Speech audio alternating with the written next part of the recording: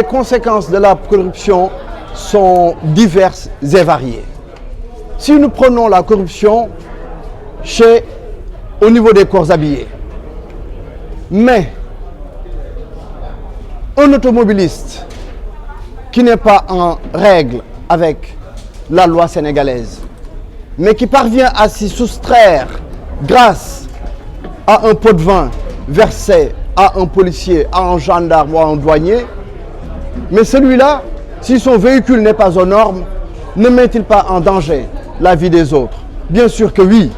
Si nous prenons toujours le cas des corps habillés, le policier qui accepte 1000 francs d'un de nos compatriotes pour pouvoir le laisser passer, donc ce compatriote-là échappe au contrôle, et ce que je dis, je le dis sans scier, parce que tout simplement, il n'y a pas plus d'un mois et demi, j'ai été moi-même dans un véhicule confronté à ce phénomène-là, mais disons-nous bien que ce policier qui a pris ces 1000 francs-là, ce jour-là, s'il est à nos frontières, s'il reçoit la somme de 100 000 ou d'1 million de francs, il pourrait laisser n'importe quelle cargaison traverser nos frontières. Est-ce qu'il y a des bazookas à l'intérieur? Il ne saura pas.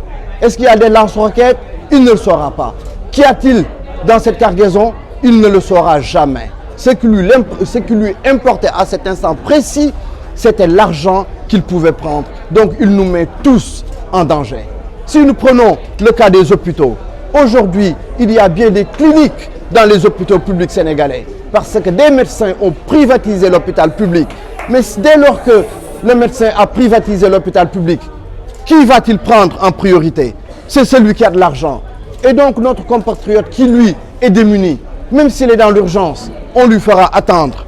Et cette attente-là pourrait lui coûter la vie. Donc les conséquences de la corruption dans notre société, si on rentre dans nos universités, lorsque les professeurs qui ont autorité sur les jeunes femmes de notre société se permettent d'entretenir certaines relations avec ces jeunes femmes-là, le jeu, l'équilibre est rompu entre tous les étudiants.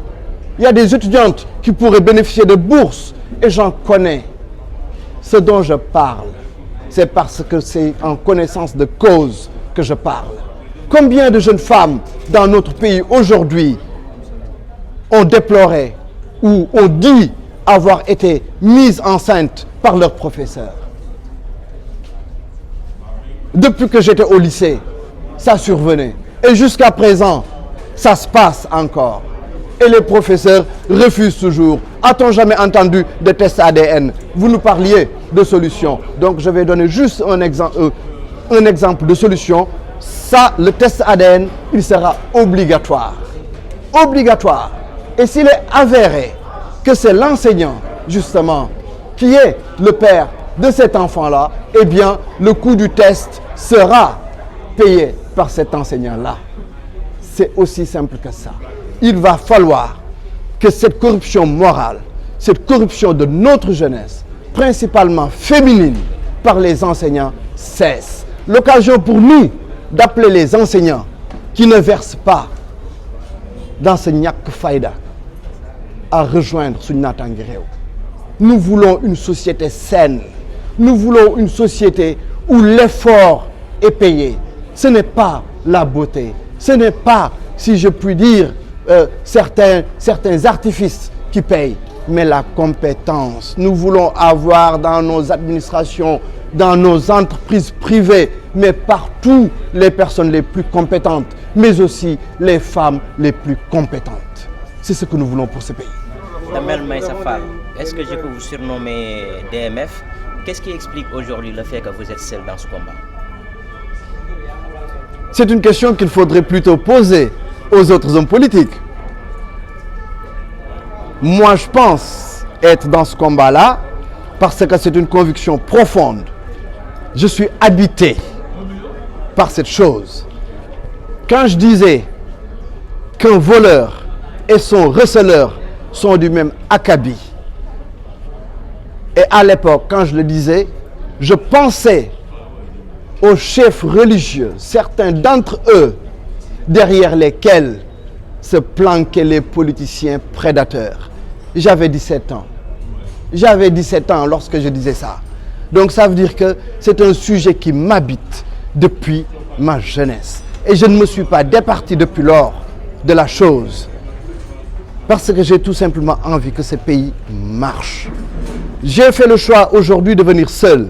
Sounata Nguéréo a des cadres. Sounata Nguéréo aurait pu remplir cette salle. Mais c'était pour symboliser justement la solitude de la lutte contre la corruption, mais également manifester aux autres que je n'ai pas peur d'être seul dans ce combat. Parce que les Sénégalais qui voudraient que ça cesse, ils sont tant et tant dans ce pays. Et tôt ou tard, les Sénégalais n'auront d'autre choix que d'embrasser cette lutte contre la corruption. Parce que autrement, ce que nous voulons en termes de prospérité, ce que nous voulons en termes de valeur, nous ne l'aurons jamais et nous serons toujours à la remorque des sociétés occidentales. Donc je n'ai aucun doute que les autres politiciens qui ont les mains propres n'auront aucune peur à nous rejoindre sur le terrain. Et ce serait pour nous un très très grand plaisir et surtout pour le peuple sénégalais. Alors 8 mois après que les nouvelles autorités sont arrivées à la